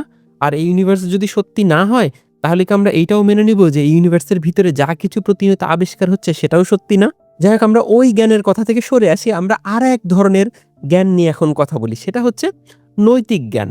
দেখেন, একজন মানুষ হিসেবে আপনার কাছে সব থেকে গুরুত্বপূর্ণ হচ্ছে আপনার ভ্যালুজ, আপনার ethics, morality, purpose of life. Science কি প্রমাণ করতে পারে যে আমাদের ইথিক্স বা মোরালিটি থাকা উচিত? সায়েন্স কি প্রমাণ করতে পারে মানুষের জীবন মূল্যবান? সায়েন্স কি প্রমাণ করতে পারে আপনার লাইফের কোনো মিনিং বা পারপাস আছে? যেই লোক বলে যে সায়েন্টিফিক প্রমাণ ছাড়া সে কোনো কিছু বিশ্বাস করে না, তাহলে কি সে এটাও বিশ্বাস করে না যে মানুষের লাইফের কোনো ভ্যালু আছে? নিশ্চিতভাবে ভালো বা মন্দ বলে কোনো কিছু নেই। আপনার দেশের একজন শাসক যদি ক্ষমতা এসে ইচ্ছামতো মানুষ মারা শুরু করে, আপনি কি বলতে পারবেন যে সায়েন্টিফিক্যালি তিনি কোনো খারাপ কাজ করেছেন? যেহেতু সায়েন্স প্রমাণ করতে পারে না যে মানুষের জীবনের কোনো দাম আছে, তার মানে কি আপনি কালকে থেকে বলবেন মানুষের জীবনের আসলেই কোনো দাম নেই? পুরো ভিডিওতে যে কথাটা বারবার বলে আসছি সেটা আবার বলি, বিজ্ঞান জ্ঞানের একটি উৎস, কিন্তু একমাত্র উৎস না। সায়েন্সের কাজ হচ্ছে অবজারভেশন, এক্সপেরিমেন্ট এবং মেজারমেন্টের মাধ্যমে আমাদের সামনে এই ন্যাচারাল ওয়ার্ল্ডের ন্যাচারাল এক্সপ্লেনেশন তুলে ধরা। অপরপক্ষে রিলিজিয়ন এবং ফিলোসফির কাজ হচ্ছে লাইফের বিগার কোয়েশ্চেনগুলো আনসার করা, সবকিছুর আলটিমেট কজ কি, পারপাস কি, সেটা আমাদের সামনে তুলে ধরা। Why is there something rather than nothing? What is the meaning of life? What is the purpose of life? What is the ultimate reality? What is the foundation of our morality? অর্থাৎ যেই জিনিসগুলো আপনাকে একজন মানুষ করে তোলে, সেই values, ethics, morality, meaning, পারপাসের প্রশ্নে সায়েন্স একদম নীরব, কারণ এই প্রত্যেকটা জিনিস বিজ্ঞানের আওতার বাইরে। কিন্তু আপনি কি এটা বিশ্বাস করেন যে সায়েন্স সেটা বলতে পারে না বলে মানুষ হিসাবে কোনটা প্রকৃতপক্ষে একটা ভালো কাজ বা খারাপ কাজ সেটা বোঝার ক্ষমতা আপনার নেই? অর্থাৎ কোনটা নৈতিক কোনটা অনৈতিক এই ডিসিশন যেহেতু সায়েন্স দিতে পারে না, সুতরাং মানুষ হিসাবে নৈতিক বা অনৈতিকতার কোনো জ্ঞান আমাদের নেই। বার্ট্রান্ড রাসেলের প্রথম লাইনটা খেয়াল করেন, সে কিন্তু বলছে, I conclude that while it is true that science cannot decide questions of value, that is because they cannot be intellectually decided at all and lie outside the realm of truth and falsehood. অর্থাৎ Russell বলতে চাচ্ছেন নীতি এবং নৈতিকতার প্রশ্নে প্রকৃতপক্ষে আসলে কোনো সত্য বা মিথ্যা বলে কোনো কিছু নেই। অর্থাৎ কোনো একজন যদি আরেকজনের উপরে অত্যাচার করে, আপনি নিশ্চিতভাবে বলতে পারবেন না যে সে কোনো একটা অন্যায় করেছে, কারণ মানুষ হিসেবে নাকি আমরা সেটা ইন্টেলেকচুয়ালি ডিসাইড করতে পারি না। আরে ভাই, ন্যায় অন্যায়ের ভেদাভেদ করতে পারার যে সামর্থ্য, সেটাই তো একজন মানুষকে মানুষ করে তোলে। অর্থাৎ আপনি আর আমি যে নলেজ অর্জন করব, সেই নলেজ অর্জন তো শুধু টাকা কামানোর জন্য করব না। সেই নলেজের একটা মিনিং আছে, পারপাস আছে, মোরাল ওরিয়েন্টেশন আছে। সেই মোরাল ওরিয়েন্টেশন আমাদেরকে নৈতিকতা এবং অনৈতিকতা চিনতে শেখায়, যেটাকে ফিলোসফির ভাষায় বলা হয় গুড অ্যান্ড ইভিল। কিন্তু বিজ্ঞান সেই নৈতিকতার প্রশ্নে একদম নীরব। আপনি পৃথিবীর অন্যান্য সব জ্ঞানের কথা ভুলে যান, আপনার আমার যদি নৈতিক জ্ঞান না থাকে তাহলে তো আপনি আর আমি কোনোদিন মানুষই হয়ে উঠতে পারবো না। কিন্তু সেই নৈতিকতাই হচ্ছে সায়েন্সের আওতার বাইরে। Science can not tell us what is good and what is evil. You are right in speaking of the moral foundation of science, but you can not turn around and speak of scientific foundation of morality. অর্থাৎ আপনি বিজ্ঞানের নৈতিক ভিত্তি কি সেটা নিয়ে কথা বলতে পারবেন, কিন্তু নৈতিকতার বৈজ্ঞানিক ভিত্তি বলে কোনো কিছু নেই। বলেন তো এই উক্তিটা কার? অবশ্যই কমেন্ট করে জানাবেন। বাই দ্য ওয়ে, আরেকটা ছোট্ট কথা, যারা বলে সায়েন্সই সকল জ্ঞানের উৎস, এই ধরনের বিশ্বাসকে বলা হয় সায়েন্টিজম। এটা কোনো পজিটিভ জিনিস না। সায়েন্টিজমকে এখন নেগেটিভলি দেখা হয়। আপনি যদি নিজেকে বোকা হিসেবে পরিচয় দিতে না চান তাহলে সায়েন্টিজম কি এটা একটু পড়ে নিবেন, আর বিজ্ঞানী সকল জ্ঞানের উৎস এই টাইপের কথা আর কোথাও বলবেন না। মানব সমাজের মোরাল ফ্রেমওয়ার্ক বা নৈতিকতার মানদণ্ড আসলে সবসময় এসেছে ধর্ম থেকে। পরবর্তীকালে মোরাল ফিলোসফিও সেখানে অবদান রেখেছে। নৈতিকতার জ্ঞান সায়েন্স থেকে আসে না। সুতরাং বুঝতেই পারছেন রাসেলের সেই কথা, what science can not discover mankind cannot no, এই ধরনের কথা সিরিয়াসলি নেওয়ার কোনো কিছু নাই। এটা একটা সেলফ ডিফিটিং আর্গুমেন্ট। এছাড়া আরেকটা জিনিস আপনাদেরকে বলে রাখি, এই যে বার্ট্রান্ড রাসেল যে কথাটা বলেছিলেন, এই কথাটারও কিন্তু একটা ইতিহাস আছে। গত শতাব্দীতে একটা মুভমেন্ট শুরু হয়, সেই মুভমেন্টটার নাম হচ্ছে লজিক্যাল পজিটিভিজম। নামটা শুনতে যেরকম মনে হচ্ছে ব্যাপারটা আসলে ওই রকম না। লজিক্যাল পজিটিভিজম নিয়ে ভবিষ্যতের কোন একটা ভিডিওতে হয়তো বিস্তারিত আলোচনা করব। আপাতত সহজে বোঝার জন্য আপনি ধরে নিতে পারেন এইখানে পজিটিভিজম মানে হচ্ছে ইম্পিরিসিজম। অর্থাৎ লজিক্যাল পজিটিভিজমের যারা সমর্থক ছিলেন তাদের মূল কথা ছিল অবজারভেশন, ইম্পেরিক্যাল এভিডেন্স বা সায়েন্টিফিক ভেরিফিকেশনের বাইরে কোনো কিছু তারা গ্রহণ করবেন না, ঠিক যেমনটা বার্ট্রান্ড রাসেল বলছিলেন। কিন্তু একটু আগে আমরা দেখে আসলাম যে বার্ট্রান্ড রাসেলের আর্গুমেন্টটা নিজেই একটা সেলফ ডিফিটিং আর্গুমেন্ট। এছাড়া সায়েন্স কিছু ক্ষেত্রে নিজেই ভেরিফিকেশন প্রিন্সিপাল পাশ করতে পারে না। এছাড়া ইতিমধ্যে আমরা এইটাও বুঝে গিয়েছি যে বিজ্ঞানী জ্ঞানের একমাত্র উৎস না। তাহলে আপনি ইথিক্স, মোরালিটি, মেটাফিজিক্স এছাড়া আরো অন্যান্য অনেক জ্ঞান কোথা থেকে পাবেন? সুতরাং বুঝতেই পারছেন, একদিকে লজিক্যাল পজিটিভিজমের যে কোর প্রিন্সিপাল সেটাই সেলফ ডিফিটিং, অন্যদিকে জ্ঞানের দৃষ্টিকোণ থেকে যদি আপনি চিন্তা করেন তাহলে এটা প্রচন্ড ন্যারো বা সংকীর্ণ। সুতরাং 1960 সালের দিকে এসে এই লজিক্যাল পজিটিভিজম মুভমেন্ট আস্তে আস্তে ব্যর্থতায় হারিয়ে যায়। সুতরাং আজকের এই 2025-26 সালে এসেও কেউ যদি আপনাকে বলেন যে বিজ্ঞানী জ্ঞানের একমাত্র উৎস, আশা করি এখন আপনি বুঝতে পারবেন ওই ব্যক্তি আসলে গত শতাব্দীর একটা ক্ষণস্থায়ী ভ্রান্ত এবং ব্যর্থ চেতনা বুকে বহন করে বেড়াচ্ছেন। আমাদের বর্তমান দুনিয়াতে যে আরেকটা ভয়াবহ রোগ আছে সেটা তো একটু আগে আলোচনা করেছি। সেই রোগটা হচ্ছে কথার মার প্যাচে ফেলে অনেকেই ল অফ নেচার বা ল অফ ফিজিক্স দিয়ে গডকে রিপ্লেস করার চেষ্টা করেন। অর্থাৎ বিভিন্ন সময় বিভিন্ন মানুষ আমাদেরকে বিভিন্ন ধরনের ল বা প্রসেস দেখিয়ে বলেন, দেখো আমরা একটা ল আবিষ্কার করে ফেলেছি বা প্রসেস আবিষ্কার করে ফেলেছি, সুতরাং এখন আমরা জানি যে এই ইউনিভার্স কিভাবে অপারেট করছে, পরিচালনা করছে। তখন তাদেরকে আমাদের আসলে বলা উচিত যে হ্যাঁ এইরকমটাই তো হওয়ার কথা। অর্থাৎ সৃষ্টিকর্তা তো এভাবেই ইউনিভার্সের ভিতরে অর্ডার এবং ডিজাইন স্ট্যাবলিশ করেছেন, আর সায়েন্সের কাজ হচ্ছে সেই অর্ডার এবং ডিজাইন এবং লগুলোকেই খুঁজে খুঁজে বের করা। সেই শুরুর কথাটা আবার বলি, আমরা কিন্তু গড অফ দ্য গ্যাপসে বিশ্বাস করি না। আমরা কিন্তু এমন কোনো গডে বিশ্বাস করি না যে সায়েন্স যখন কোনো একটা জিনিস আবিষ্কার করবে তখন গডের গুরুত্ব হারিয়ে যাবে। আমরা এই ইউনিভার্সের যতটুকু বুঝি ততটুকুই যেমন সৃষ্টিকর্তাই তৈরি করেছেন এবং পরিচালনা করছেন, যতটুকু আমরা বুঝি না ততটুকুও সৃষ্টিকর্তাই তৈরি করেছেন এবং সৃষ্টিকর্তাই পরিচালনা করছেন। Our God is not God of the gaps, our God is God of the whole show. আর আমরা তো অলরেডি এটা ডিসকাস করে ফেলেছি যে law cannot create anything from nothing. So law is just the description of the natural phenomena. Law is not the cause. 20th century one of the most influential philosophers হচ্ছেন লুইজিগ উইটগেনস্টাইন। তিনিও এসেছিলেন Cambridge university থেকে। তিনি বলেছিলেন, at the basis of the whole modern view of the world lies the illusion that so-called laws of nature are the explanation of the natural phenomenon. দেখেন এই কথাটাই কিন্তু আমরা পুরো ভিডিওতে আলোচনা করে এসেছি। আমাদেরকে বলা হচ্ছে বা অনেকেই আমাদেরকে এটা বোঝানোর চেষ্টা করছেন যে যা কিছু ঘটছে সব তো ল অফ নেচার অনুযায়ী ঘটছে এবং এটাই সবকিছুর কারণ। কিন্তু ল অফ নেচার তো আসলে সবকিছুর কারণ না। ল অফ নেচার হচ্ছে কোনো কিছু যে একটা নির্দিষ্ট প্যাটার্ন অনুযায়ী হচ্ছে বা সবকিছুর ভিতরে যে একটা প্যাটার্ন আছে, রেগুলারিটি আছে, সেইটা ব্যাখ্যা করছে ল অফ নেচার। কিন্তু এই ল অফ নেচারটা কি কারণে আসলো, ল অফ নেচারটা কোথা থেকে আসলো, সেটার আলটিমেট কজ কি, সেটা কিন্তু আমরা সায়েন্স থেকে জানতে পারি না। সুতরাং আমাদেরকে ল অফ নেচার বুঝিয়ে থামিয়ে দেওয়া হচ্ছে আর বলা হচ্ছে এই যে দেখো এটাই হচ্ছে এক্সপ্লেনেশন, এখানে কোনো গড নাই। আশা করি এতক্ষণে আপনি বুঝতে পেরেছেন যে law of nature is not the ultimate explanation, it is the description not the cause. আর আলটিমেট এক্সপ্লেনেশন হচ্ছে সেই ব্যাখ্যা যেটা এই প্রশ্নের উত্তর দেয় যে সবকিছু প্রকৃতপক্ষে কোথা থেকে আসলো, কার কাছ থেকে আসলো। আর আমাদের মাথায় রাখতে হবে গড হচ্ছে সেই ultimate explanation, the necessary existence. এবং এটা যদি আমরা আমাদের মাথায় ঢুকিয়ে ফেলতে পারি তাহলে কিন্তু আমরা সেই প্রশ্নটার উত্তর পেয়ে যাব, why is there something rather than nothing. অর্থাৎ এই মহাবিশ্বে যে কোনো কিছু আছে সেটা যত ক্ষুদ্র অতি ক্ষুদ্রই হোক না কেন, সেটার এক্সপ্লেনেশন কি? সেটার এক্সপ্লেনেশন হচ্ছে গড। গড হচ্ছে সেই নেসেসারি এক্সিস্টেন্স যার অস্তিত্বের উপরে ইউনিভার্সের সব কিছুর অস্তিত্ব নির্ভর করে। আজকের ভিডিও থেকে আশা করি এতটুকু বুঝতে পেরেছেন যে ধর্ম এবং বিজ্ঞানের মধ্যে প্রকৃতপক্ষে আসলে কোনো বিরোধ নেই। দুইটা দুই ধরনের জ্ঞানের উৎস। আমাদের বর্তমান পৃথিবীতে অত্যন্ত গুরুত্বপূর্ণ হচ্ছে বিজ্ঞান, এবং বিজ্ঞান সম্পর্কে আমাদের অবশ্যই জ্ঞান অর্জন করতে হবে এবং বিজ্ঞান চর্চা করতে হবে, এবং আমাদের ধর্মও কিন্তু আমাদেরকে সেই ব্যাপারে উৎসাহিত করে। সৃষ্টিকর্তার জ্ঞান হচ্ছে পৃথিবীর অন্যান্য সকল জ্ঞানের উৎস। তাই আমাদেরকে মাথায় রাখতে হবে শুধুমাত্র সায়েন্টিফিক বা ফিলোসফিক্যাল জ্ঞানের গণ্ডির মধ্যেই যেন আমাদের জ্ঞান সীমাবদ্ধ হয়ে না যায়। আমাদের সেই চিন্তা এবং জ্ঞান চর্চার যাত্রায় আমরা অনেক প্রতিভাবান মানুষের সম্মুখীন হব এবং তাদের কাছ থেকে অনেক কিছু শেখার সুযোগ পাবো।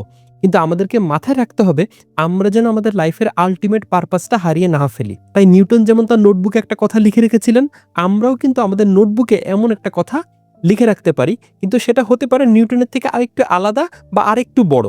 যেমন Plato is a friend, Aristotle is a friend, Newton is a friend, Hawking is a friend, but the truth is my greatest friend. আমি জাস্ট একটা আইডিয়া দিলাম, আপনি আপনার নোটবুকে কি লিখে রাখবেন সেটা অবশ্যই কমেন্ট করে জানাবেন। দেখা হবে পরের ভিডিওতে, ভালো থাকবেন।